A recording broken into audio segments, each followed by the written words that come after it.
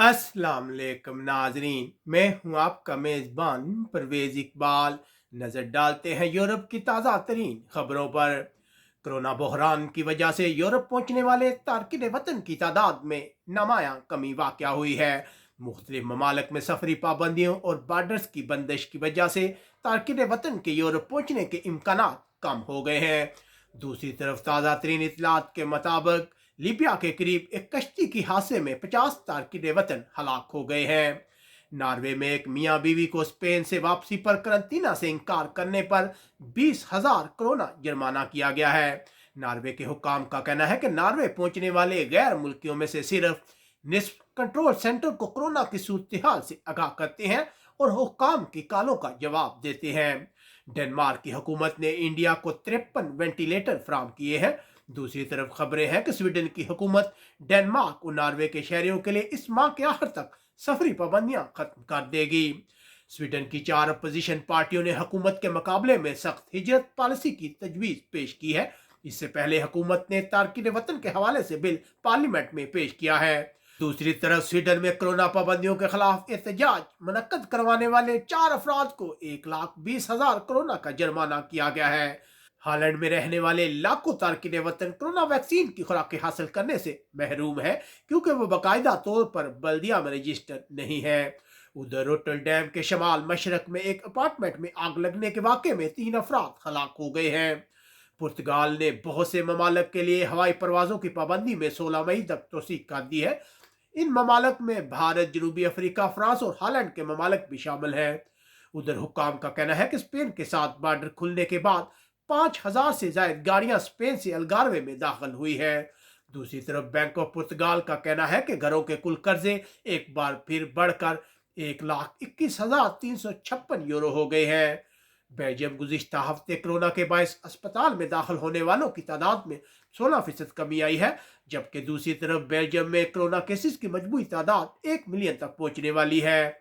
अगले महीने के आखिर में बेल्जियम में होटलों को तरासा लगाने की इजाजत होगी, तो दूसरी तरफ गर्मी में भी इजाफा हो गया है।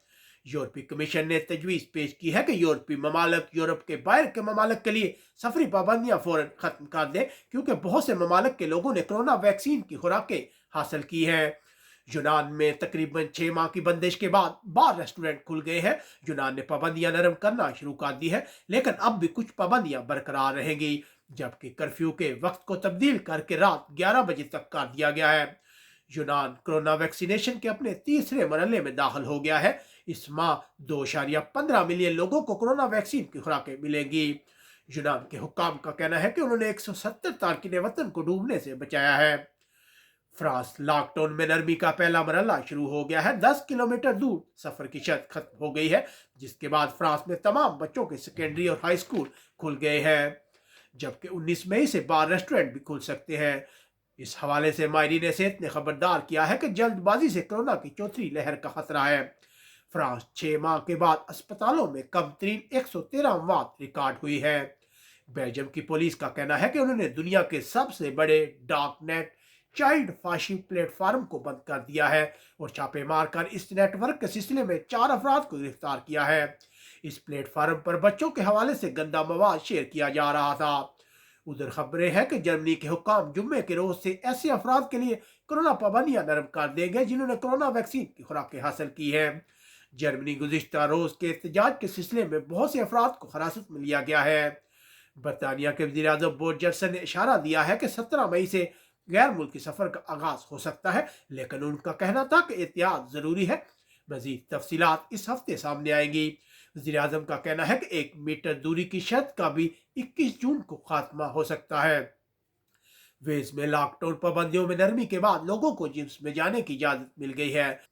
बरतानिया के वज़ीर आज़म ने तस्दीक की है कि अब तक 50 मिलियन लोगों को कोरोना वैक्सीन की खुराकें मिल चुकी है। गुज़िश्ता रोज छोटी कश्तियों में 92 तारकिन वतन इंग्लिश चैनल अबूर करके बरतानिया पहुंचे हैं।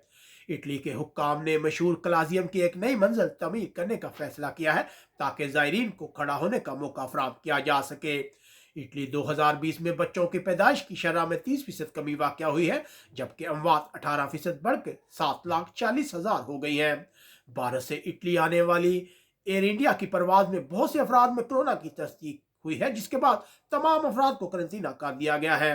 पाकिस्तान में इटली का एक सफारतकार कोरोना से हलाक हो गया है। इटली गुज़िश्ता रोज सिसिली के करीब मौसमी कारकुनों के लिए एक हॉस्टल बनाया गया है, जिसमें 80 के करीब तारकिन वतन के रहने की गुंजाइश है। स्पेन में कोरोना के बायस हलाकतें गुज़िश्ता गर्मियों के बाद कम तरीन सतह पर आ गई हैं। अप्रैल के महीने में 2757 हलाकतें रिपोर्ट हुई। हलाकतों में कमी की एक बड़ी वजह कोरोना वैक्सीन है।